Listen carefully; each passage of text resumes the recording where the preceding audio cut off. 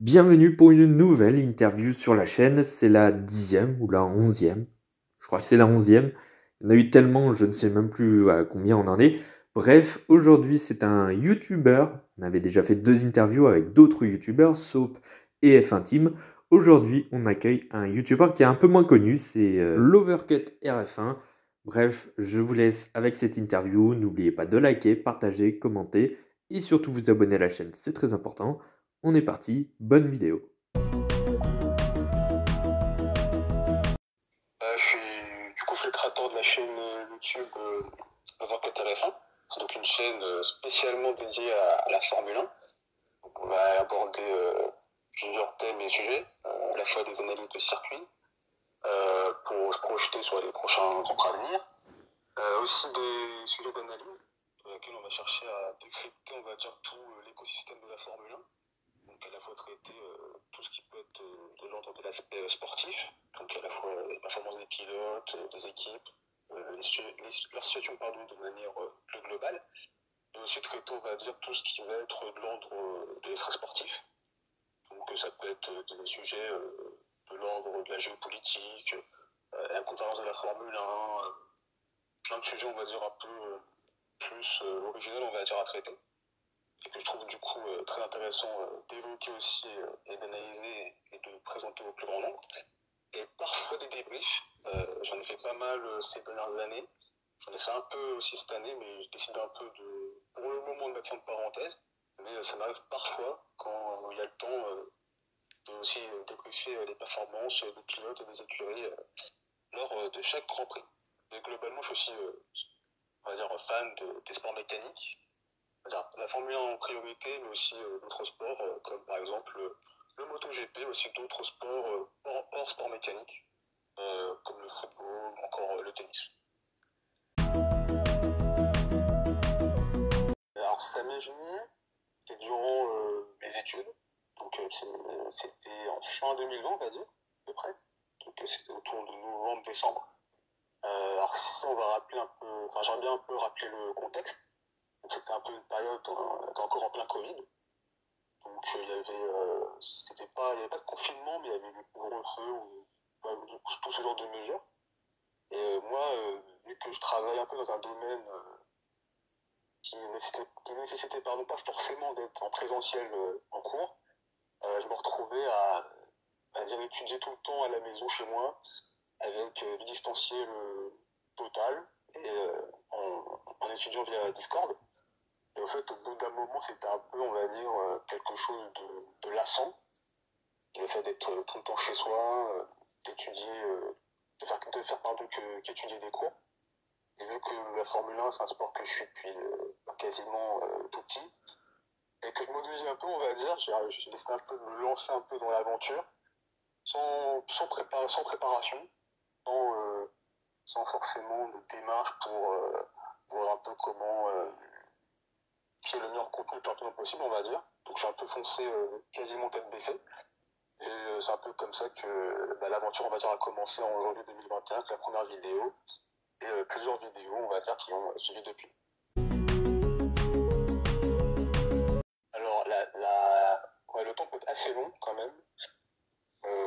Alors, si j'essaie de faire quelque chose de plus.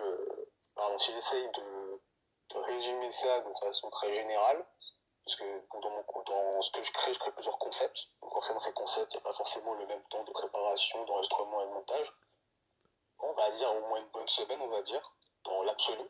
Après, ça ne veut pas forcément dire que je fais tout ça pendant une semaine. Il y a forcément des moments où je fais autre chose, parce que la vie, c'est un peu comme ça. Si on prend par exemple les analyses que je fais, c'est un peu le concept principal que je fais sur ma chaîne, ça peut durer une bonne semaine. Entre le temps de trouver le sujet, faire des recherches aussi, pour un peu s'informer, parce que ça peut dépendre des sujets, mais s'il y a des sujets, on va dire, des notions plus complexes, ça peut prendre aussi le temps de rechercher sur internet, des déclarations, des citations, de l'analyse. Donc tout le travail de recherche il est assez important. À partir de là, il faut aussi trouver, on va dire, le titre, les miniatures, à la fois la structure aussi de la vidéo, donc le plan, donc tout ce travail préparatoire, pardon, ça va durer, on va dire, plusieurs jours, je pense. Après, là où c'est un peu plus raccourci, on va dire, c'est la phase de montage, pendant la phase d'enregistrement, pardon, où là, ça va durer généralement une bonne demi-heure, grand max. Et après, pour le montage, on va dire que le montage audio, c'est ce qui est le plus court pour moi. Donc, si par exemple, il y a une vidéo qui dure une bonne dizaine de minutes, ça peut se faire en 1h30, 1h30, je pense. 2 ans grand max, mais plus autour d'une heure et demie. Et après, par contre, c'est le montage vidéo, puisque dans mon contenu, je mets davantage d'images ou d'extraits vidéo. Et donc, ça fait que là, c'est plus important en termes de réflexion pour savoir quelle image je vais mettre, quelle vidéo je vais mettre dans la vidéo, justement. Et là, ça peut dépendre des sujets. On va dire de manière générale, ça peut être 2 bonnes heures pour toutes les analyses que j'ai faites actuellement. Mais il y en a certaines dans lesquelles où peut-être il y a tellement fait d'images à choisir que là, ça peut être plus compliqué. Et ça peut durer bien plus, 3-4 heures. Mais ça dépend un peu des sujets. Et puis après, pour les analyses de circuit, là, c'est un peu différent parce que le but quand même, ça va être de maîtriser, on va dire, la piste. Puisqu'au fait, c'est des tours que je fais sur le jeu F1.22, maintenant F1.23. Donc, faut quand même apprivoiser le circuit, maîtriser les réglages, avoir les bons réglages pour la monoplace, maîtriser les trajectoires, on va dire donner un global comment bien piloter sur la piste. Et après, on va dire l'analyse du circuit en tant que tel, avec toutes les remarques sur les spécificités et particularités de la piste. Où là, c'est un peu plus par rapport à mon ressenti, on va dire, et un peu ce qu'on voit dans la réalité. Et là, on va dire que c'est quand même un peu plus rapide. Surtout l'aspect montage, où là, c'est bien plus rapide, puisque là, c'est juste l'analyse de circuit que je fais. Donc, en termes audio, c'est très rapide. Et en termes de vidéo, là, dans ce cas-là, il n'y a pas d'image à choisir. C'est juste le tour que j'ai fait. Donc, c'est bien plus rapide aussi en termes de montage. Alors, j'ai choisi un peu en premier, un peu dans la facilité, on va dire. J'ai choisi Ayrton Senna, et Alain Prost, on va dire. Bon, c'est un peu antinomique, on va dire, de mettre les deux dans les préférés. Mais c'est quand même des pilotes qui ont marqué l'histoire de la discipline à leur façon. Donc je trouve ça intéressant de les nommer, même si on va dire je les ai pas vus je les ai pas vus piloter, on va dire, à leur époque. Plus récemment, on va dire, je vais quand même parler de 3 pilotes aussi. Lewis Hamilton, Sébastien Vettel et Fernando Alonso, pardon. Ces 3 pilotes avec lesquels, personnellement, j'ai grandi avec eux, on va dire. Donc quand j'ai commencé sur la Formule 1, ils débutaient à peine, on va dire. Donc c'est des pilotes entre guillemets que j'ai vu arriver jeunes, vieillir. Bon, certains sont là, d'autres ne sont plus là. Et du coup, c'est plus un lien, on va dire, un peu affectif, on va dire. Plus le fait de les avoir vus toute ma vie, on va dire, de cette manière en Formule 1. Et après, la nouvelle génération aussi. Il y a pas mal de pilotes que j'apprécie, particulièrement, comme les 2 pilotes McLaren. L'un nommé, c'est Oscar Piastri. À la fois par leur talent, surtout principalement. Surtout Piastri, pardon, qui m'a pas mal impressionné cette saison. Il y a aussi George Russell aussi, que j'apprécie aussi. C'est surtout le Grand Prix de Bahreïn 2020, où de ça qui a joli la dénomination exacte du Grand Prix, avec le scénario assez presque dramatique, on va dire, de cette victoire qui lui échappe. Ça m'a quand même pas mal marqué. Et c'est Charles Leclerc aussi. À la fois le talent qu'il a, les performances qu'il peut montrer, et malheureusement parfois un peu la malchance qu'il peut avoir à travers sa carrière. Alors, je vais dans la facilité tout d'abord. Bon, je vais dire Renault Alpine, la France. En deuxième, je vais mettre McLaren. Alors McLaren, c'est plus quelque chose de personnel. C'est que j'ai grandi, on va dire, comme j'ai dit, je suis la Formule 1 depuis tout petit. Et quand j'étais petit, je jouais sur PlayStation 2, qui est maintenant une console assez désuète. Je jouais à F1 2006. Je sais pas pourquoi, quand j'étais petit, quand je voulais faire une course, je prenais tout le temps McLaren. Donc c'était un peu, ouais. Pour moi, c'était, je sais pas, j'aimais bien la couleur chrome, gris. Là, je prenais tout le temps Raikkonen. J'aimais bien son casque, qui était un peu C'est un peu un mélange de noir, de blanc et de rouge. Et, je sais pas, c'était un peu ça. Et je pense aussi de cette animation mutuelle qui m'a un peu marqué. Puis la troisième, on va dire Mercedes aussi. Un peu dans la continuité un peu de McLaren, c'est un peu une écurie que j'ai pu suivre ces dernières années que j'apprécie pas mal aussi. Donc, et aussi par leur performance, surtout au début de l'ère hybride, même si en ce moment c'est un peu plus compliqué. Les circuits, les traditionnels, on va dire, pour moi c'est un peu les indéboulonnables, on va dire. Donc Monaco, Silverstone, Suzuka aussi, et pas un peu oublié. C'est un peu les principaux vraiment qui, quand je les vois, ça me plaît beaucoup. Il y a aussi des circuits qui en a vu dans la saison 2020. J'ai beaucoup aimé Portimao. Je pense à la fois l'aspect, le circuit assez technique, pas mal de dénivelé, un peu un sorte de toboggan on va dire. Et c'est vraiment un circuit quand je l'ai vu à partir de 2020-2021, j'ai vraiment accroché au circuit. J'aurais bien aimé qu'il reste au calendrier sur cette année, les années suivantes. Aussi Mugello, en 2020 qui avait pas mal marqué aussi. Ce circuit vraiment à très haute vitesse. C'est assez affolant de voir les voitures rouler en piste sur cette piste. Et comme circuit, on va dire plus exotique, on va dire, je vais mettre Singapour.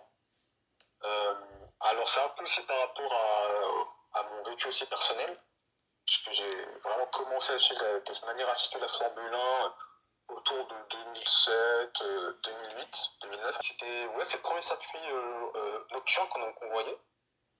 Et je ne sais pas, ça m'a vraiment fasciné en fait.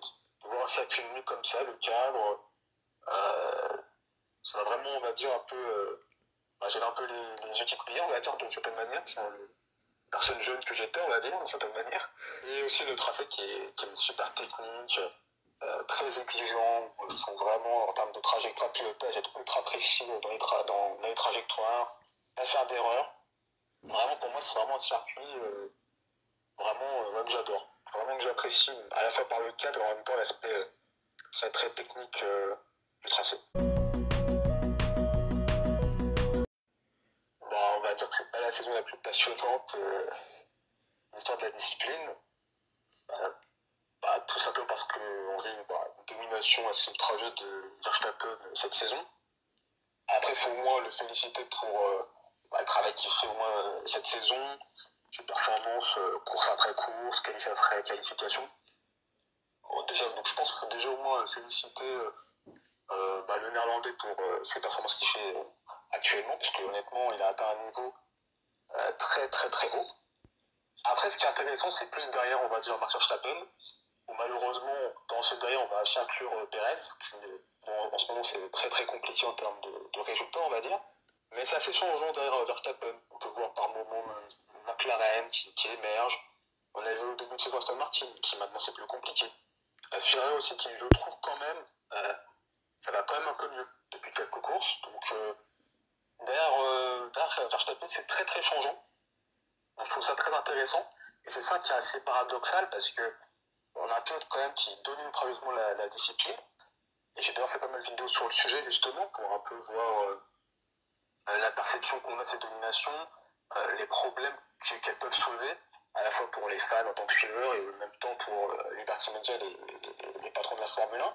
Mais derrière le Verstappen, c'est très très mouvant en fait. Donc sans Verstappen, je pense qu'honnêtement, ce serait peut-être l'une des meilleures saisons depuis au moins une bonne dizaine d'années en Formule 1. Donc ça, je pense, c'est ce qui rend cette saison 2023, je trouve, très paradoxal. Et en même temps, c'est le prémisse de si l'année prochaine Red Bull, ça va quand même moins bien, 2024, ça peut être une saison qui peut être vraiment très prometteuse. Donc ça, il faudra voir ça les années suivantes. Après, il y a des écuries qui vont émerger comme Aston Martin, même si c'est plus compliqué. Il y a McLaren, où la façon dont ils ont su remonter le peloton est assez affolante. J'ai jamais vu une écurie à ce point-là, en même pas quelques courses, passer quasiment du midfield, mais quasiment du fond du midfield à quasiment un top team finalement, puisqu'on peut considérer McLaren aujourd'hui comme un top team. Et c'est pour ça qu'il y a pas mal de belles histoires aussi cette saison.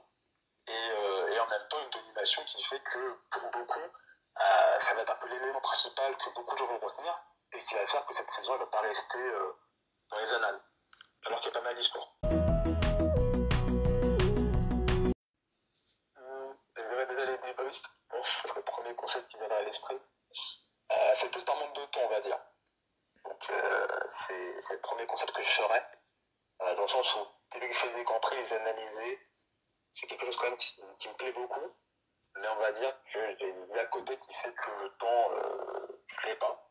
Donc, c'est compliqué de traiter ce concept-là.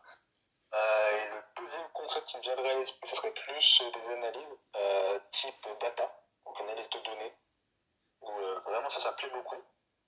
J'avais fait un peu en début de saison sur des débriefs, mais j'ai aussi arrêté par manque de temps, on va dire. Parce que je trouve ça intéressant, c'est aussi un domaine que j'utilise dans ma vie, on va dire, que j'ai vu en cours et dans ma vie professionnelle aussi.